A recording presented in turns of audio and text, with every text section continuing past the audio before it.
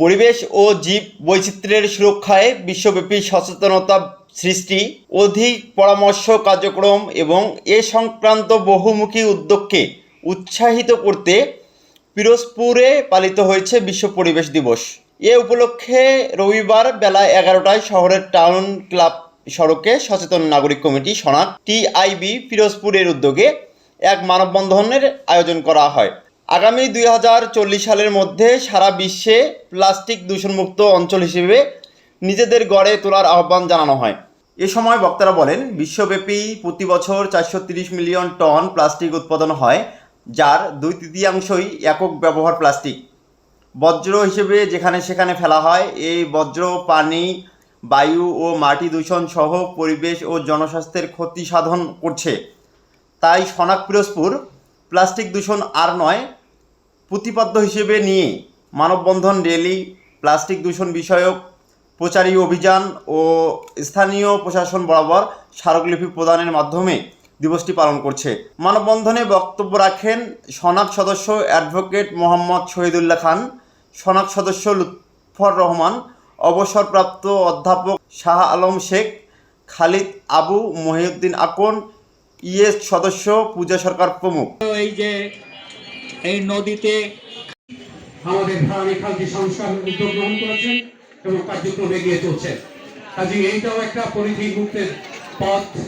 আমরা বলতে চাই, পিরোজপুরে সারা বিশ্বে যেমন পলিথিন থেকে ক্ষতিগ্রস্ত হচ্ছে, পলিথিনের কারণে ক্যান্সার হচ্ছে, পলিথিনের কাছে বায়ু দূষণ হচ্ছে, পলিথিন থেকে সীসা উৎপাদন হচ্ছে, বিভিন্ন খালে বন্দরে নদী নালায় এই পলিথিনগুলি চলে যাচ্ছে, গিয়ে আমাদের স্বাস্থ্য ঝুঁকি বেড়ে যাচ্ছে। কাজে আমি পিরোজপুর জেলা প্রশাসন এবং পিরোজপুর পৌর প্রশাসনের কাছে অনুরোধ করব, দয়া করে পিরোজপুরের এই পলিথিন মুক্ত একটি শহর ঘোষণা করার জন্য সে অনুযায়ী পিরোজপুরে প্রয়োজনীয় কার্যক্রম গ্রহণ করা। সেই গ্রহণের মধ্যে রয়েছে আমরা যেটা প্রস্তাব করতে পারি, প্রত্যেকটি বাড়ির আঙিনায় যার যার পলিথিন বর্জ্য, যে সমস্ত ব্যবহার্য বর্জ্যগুলি তারা সংরক্ষণ করবে এবং পৌরসভা কর্তৃক নির্ধারিত পরিচ্ছন্ন কর্মী গিয়ে নিয়ে এসে নির্ধারিত জায়গায় ফেলবে। তা না হলে অনেকেই কষ্ট করে ওই পৌরসভার ডাস্টবিন পর্যন্ত নিয়ে আসে না, বেলে বিলে এখানে সেখানে ছুঁড়ে মারে। আমরা সবাই এগিয়ে আসি, এই হোক ব্যবস্থা করলে আমাদের এই বর্জ্য থেকে অনেকটা আগামী ক্যান্সারের ঝুঁকি তৈরি করছে এই প্লাস্টিক। এই যত্রতত্র ব্যবহার ফালি এবং সব ভেজে নদীতে চলে যায় এবং হয় কি আস্তে আস্তে নদী ভরাট হয়ে যাচ্ছে।